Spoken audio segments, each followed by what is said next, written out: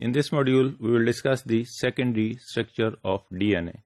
Any regular, stable structure taken up by some or all of the nucleotides in the nucleic acid can be referred as secondary structure of the nucleic acid or the second structure of the DNA. جس طرح ہم نے primary structure میں بولا تھا کہ sequence میں آگے پیچھے جو لگے ہوئے ہیں بیک بون کے ساتھ نیوکلک جو بیسز لگی ہوئی ہیں نائٹروجنس بیسز لگی ہوئی ہیں وہ پرائمری اسٹرکچر بناتی ہیں. جب یہی اسٹرکچر جو ہے نا یہ نیوکلک ایسڈ کا اکٹھا ہو جاتا ہے تو یہ سیکنڈری اسٹرکچر بناتا ہے. ہم ڈیفائن کریں گے کہ پرائمری اور سیکنڈری میں کیا فرق ہے. جس طرح ہم نے ڈیفائن کیا تھا primary secondary and tertiary structure of the proteins اسی طرح ہم اس کو بھی بریفلی ڈسکس کریں گے.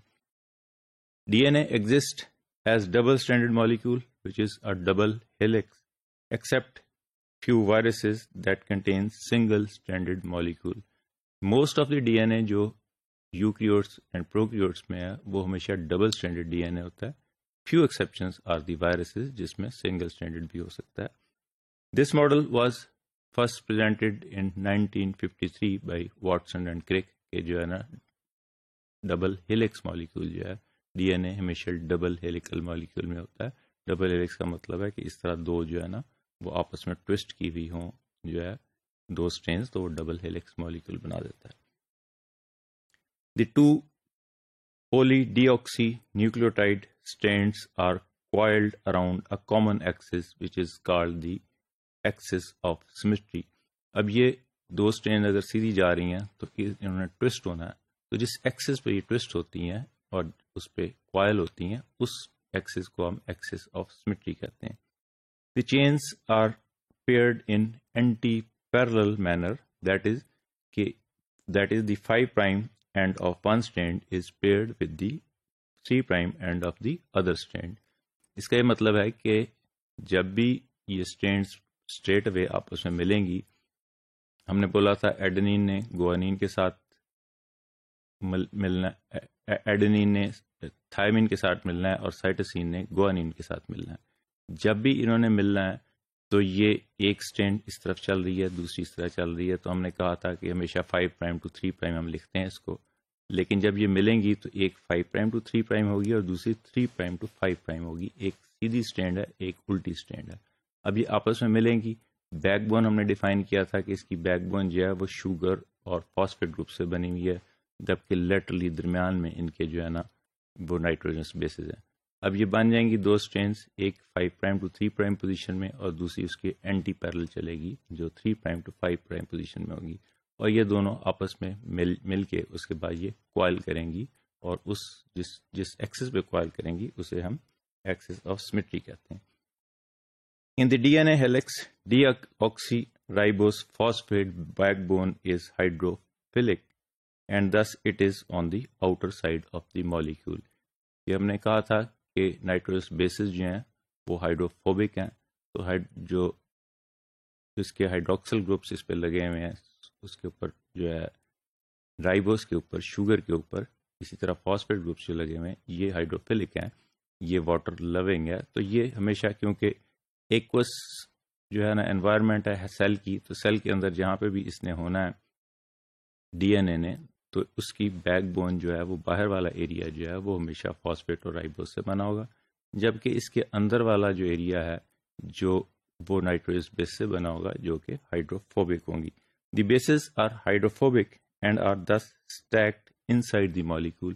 اسٹیکنگ انٹریکشن بھی ہم نے پڑھے تھے, وہ بھی اسی وجہ سے تھے کہ آپس میں بھی اسٹیکنگ انٹریکشن تھے, اور سیکنڈلی ہائیڈروفوبک ہونے کی وجہ سے ہی ایک دوسرے کے اوپر اسٹیک ہوتی جاتی ہیں, اور اس کے ساتھ جو ہے نا وہ باہر والی سائڈ پہ ہائیڈروفیلک جو ہے نا وہ اس کی بیک بون بن جاتی ہے جو فاسفیٹ اور رائبوس کی ہوتی ہے. دس is the diagram which presents دی, یہ اس کو ہم ڈیفائن کریں تو دس is the axis of symmetry کہ جس کے اراؤنڈ دو ہیلکس جو ہیں وہ مل رہی ہیں.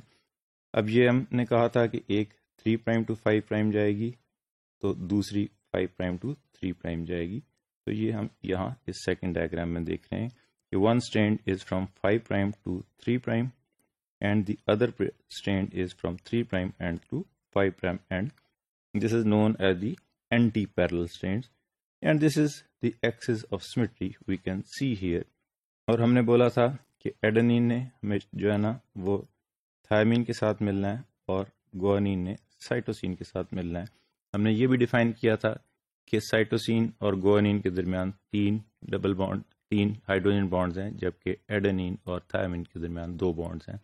اور ہم نے یہ بھی دیکھا تھا کہ ان کی بانڈ لینتھ ڈفرینٹ ہے، جو کہ یہاں پہ بھی ہمیں نظر آ رہی ہے. اب جس وقت یہ بانڈ لینتھ ڈفرینٹ ہوگی دونوں کی، ایک میں 3 بانڈ ہے، ایک میں 2 بانڈ ہیں، تو جب یہ ایک دوسرے کے اوپر کوائل کریں گے تو اس سے کیا ہوگا کہ الٹیمیٹلی ایک میجر گروو بن جائے گا اور ایک یہ مائنر گروو بنے گا اور ایک میجر گروو بنے گا.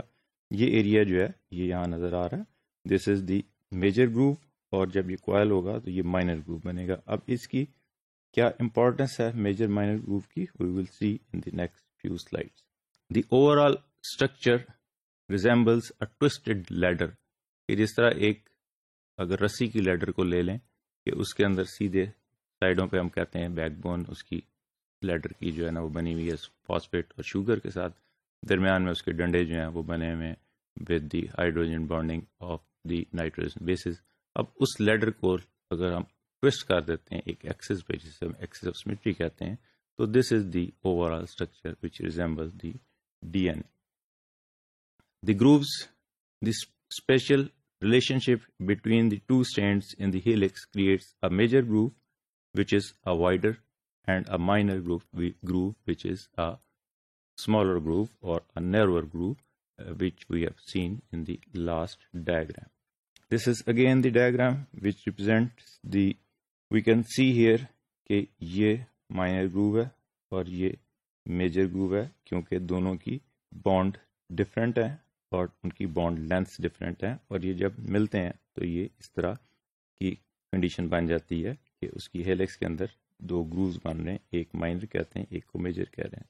سیکنڈلی ہم نے ڈیفائن کیا تھا، یہاں پہ ہم اس اسٹرکچر میں مائنر اور میجر گرووز کو دیکھ سکتے ہیں، اور ہم نے کہا تھا کہ درمیان میں یہ باہر اس کے ہائیڈروفیلک ایریا ہے اور درمیان میں اس کے جو ہے یہ اگر ایکسس آف سیمیٹری ہے تو اس کے اندر جو ہے نا درمیان میں وہ نائٹروجنس بیسز جو ہے وہ اٹیچ ہوئی ہوئی ہیں. So this is the diagram which presents the grooves and the major and minor grooves and the structure of the DNA. These grooves provide access for the binding of regulatory proteins to their specific recognition sequence along the DNA. اب ان grooves کا کوئی نہ کوئی nature نے جو چیز بنائی ہے اس کا کوئی نہ کوئی مقصد ہے، اس میں سے کچھ چیزیں ہمیں سمجھ آتی ہیں کچھ نہیں آتی.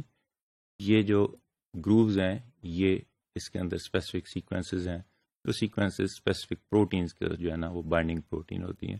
اس کی کلینکل امپورٹنس یہ ہے کہ بہت ساری drug, certain anti cancer drugs exert their cytotoxic effect by the interacting with the narrow groove or the wider groove of the DNA double helix, thus interfering with the RNA and DNA synthesis.